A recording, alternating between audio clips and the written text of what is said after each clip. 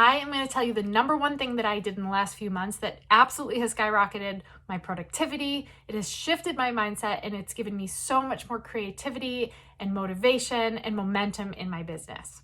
Okay, so what I'm about to tell you and what I've applied over the last few months is something that can work for any entrepreneur seeking to grow or to get out of the rut that they might feel like they're in, or to be able to produce more or be more prolific in their work. But I'm going to tell you through story, and I'm going to ask you to then put it through your own filter in a way that it applies to you. I am a mom of 4 little kids. I've breastfed all of those kids, which means there are chunks of time throughout each day where I'd sit down multiple times a day or on a 24-hour clock feeding my baby. And during that time, my tendency was to pick up my phone. And I would catch up on email. I would answer Slack messages from my team. I would look things up on the internet. I would do social media stuff for my business, or I'd end up losing time to social media. And that was just kind of my habit.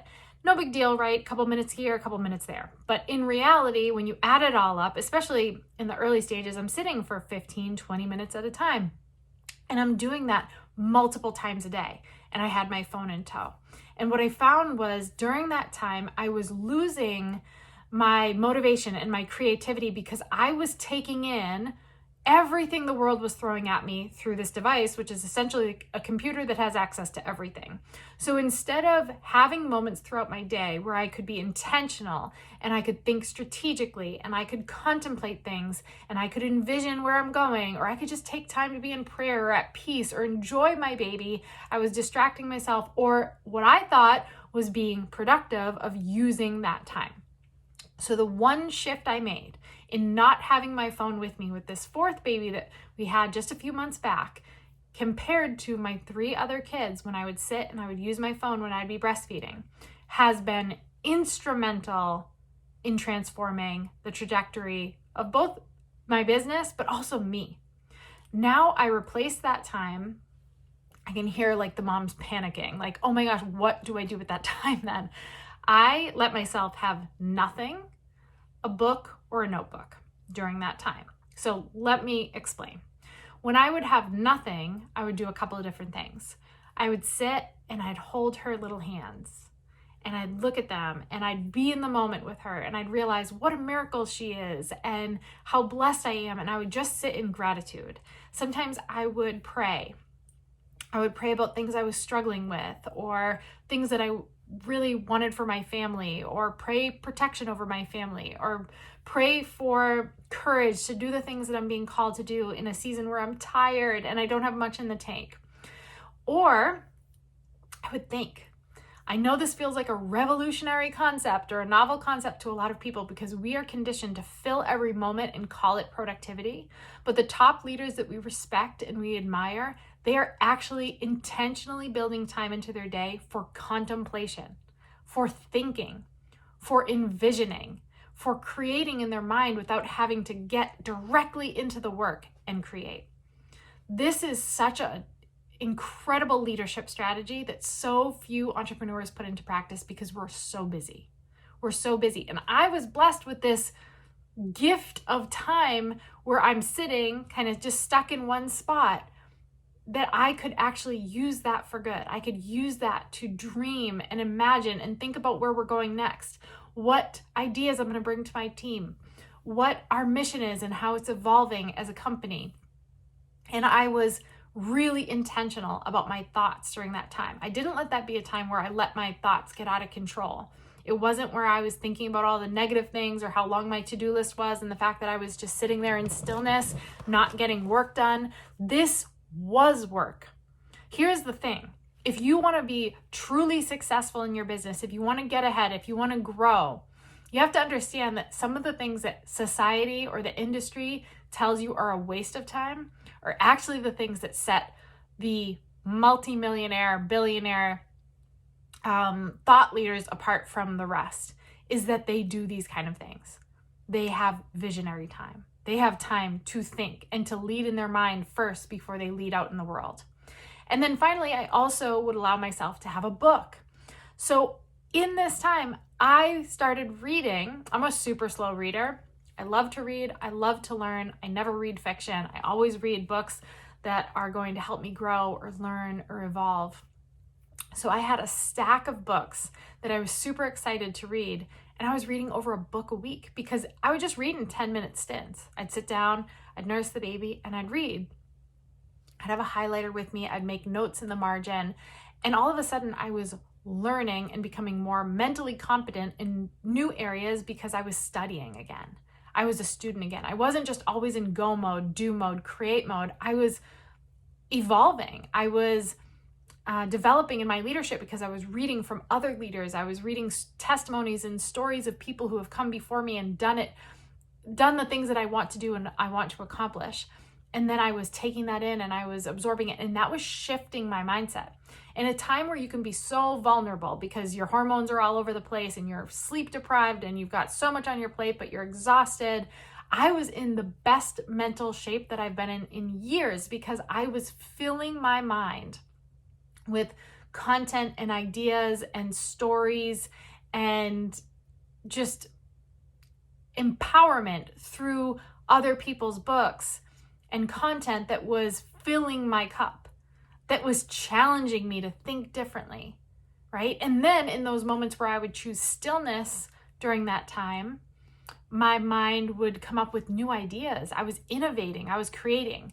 And finally, the other thing that I would allow myself to have was a blank notebook, right? I had my journal by my little chair where I would typically sit and feed the baby, and I would jot down the ideas that were coming from constantly taking in new ideas and thinking about new ideas and allowing time to kind of craft those ideas, thinking about different ways I was going to bring this to my team and galvanize them around this new idea or this new vision, or talk to my husband about it, or things that a lot of the books I was reading, business books, leadership books, health books, but also things about family and parenting, just all the areas of my life that I want to improve and grow in. And the reason I'm bringing this to you is because it might seem like a small thing, and you might not be feeding a baby the way I am, but I would say, what is your version of that? Do you take the phone into the bathroom every time you go in there? Gross, by the way, ew, germs. And kill time there. Or when you're in the pickup line at school waiting for your kids, or any time that you have just downtime that you don't know what to do with it. Are you one of those people that says you're going to go relax and watch a show, but you're also kind of scrolling the internet at the same time? Not even enjoying the relaxing because your mind's pinging all over the place? Or do you wake up in the morning and lay in bed and start your day on your phone? Or do you end your night as you're laying right next to your spouse who you get this blessing to spend life with, but you're over there on your phone catching up on emails or going on social media? Figure out what your thing is, where even if it's a couple minutes of time, do some math, add that up.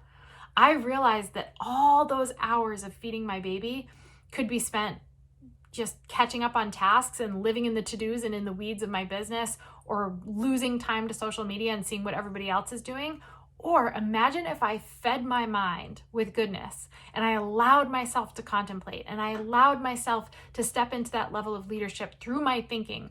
And I really intentionally focused on developing my mind and my mindset and how I think and how I operate and my ideas and innovation and creativity and prayer and gratitude and all those things.